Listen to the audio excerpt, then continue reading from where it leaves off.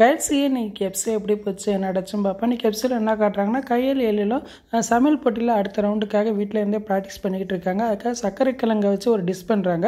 அதை சாப்பிட்டு எல்லாருமே சூப்பராக இருக்குது அப்படின்னு சொல்லிக்கிட்டு இருக்காங்க. அந்நேரம் ஒருத்தவங்க வந்து கையில் சார மாதிரி கேள்வி கேட்குறாங்க. உன் மனசில் என்ன நினச்சிக்கிட்டு இருக்கா அப்படின்னு கேட்குறாங்க. வீட்டில் இருக்கிறவங்க யாருக்குமே ஒன்றுமே புரியலை. என்னாச்சு கையில், யார் இவங்க அப்படின்னு கேட்குறாங்க. அவள் ஒன்றும் சொல்ல மாட்டா. நான் சொல்கிறேன், கொஞ்ச நாளுக்கு முன்னாடி என் வீட்டில் வந்து வேலை கேட்டு வந்தேன். எங்கள் அத்தையை பார்க்குறக்கா நர்ஸ் வேலை பார்த்தா. அது மட்டும் இல்லாமல் குடும்ப சூழ்நிலை சரியில்லைன்னு சொல்லி என் வீட்டு வேலை எல்லாத்தையும் இழுத்து போட்டு பார்த்துக்கிட்டு இருந்தேன். நானும் செய்யணுங்கிறக்காக சம்பளத்தோடு அவளுக்கு அதிகமாகவே நான் அட்வான்ஸாக பணம் கொடுத்துருக்கேன். கொஞ்ச நாளாக வேலைக்கு வரல. என்ன காரணம் கேட்டேன். அண்ணன் பொண்ணுக்கு ஆப்ரேஷன், அதான் வர முடியலன்னு சொன்னால். இப்போ பார்த்தா சமையல் போட்டில் சமைச்சிக்கிட்டு இருக்கானே, எனக்கு கிணச்சிருக்கின்னு நினச்சாலா. வீட்டு வேலை எல்லாம் அப்படியே இருக்குது, என்னால் எல்லாம் பார்க்க முடியாதுன்னு சொல்லி தான் நான் வேலைக்கு போட்டு ஒழுங்கு மாதிரியாக வாங்கின பணத்துக்கு வேலை பார்த்து கொடு அப்படின்னு சொல்லிட்டு கிளம்பி போயிடுறாங்க. இதை கேட்டோன்னா அவங்க அம்மா அப்படியே ஒப்பாரி வச்சுக்கிட்டு இருக்காங்க. அதுக்கும் இல்லாமல் அவங்க அண்ணி அதுக்கு மேலே ஒப்பாரி வச்சுக்கிட்டு இருக்காங்க. எல்லாமே என்னால் தானே சொல்லி அவங்க ஒவ்வொன்று அழுக ஆரம்பிச்சிட்டாங்க.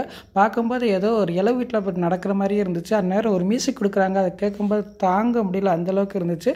அப்போ எலி சொல்கிறாரு, நான் என் ட்ராவல்ஸ் வேலைக்கு போனப்போ உனக்கு எப்படி வலிச்சோ அதே மாதிரி தான் இப்போ எனக்கு வலிச்சிருக்கு. எதுக்கு கையில் இந்த மாதிரி வேலைக்கெலாம் போகிற அப்படின்னு சொல்கிறாங்க. கையில் சொல்கிறாங்க, அடுத்தவங்கள ஏமாத்துறது திருடுறது தான் தப்பு. நம்ம எந்த வேலைக்கு போனாலும் அதில் ஒன்றும் தப்பு இல்லை, இதில் ஒன்றும் கௌரவ குறைச்சல் ஒன்றும் இல்லை அப்படின்னு சொல்லிக்கிட்டு இருக்காங்க.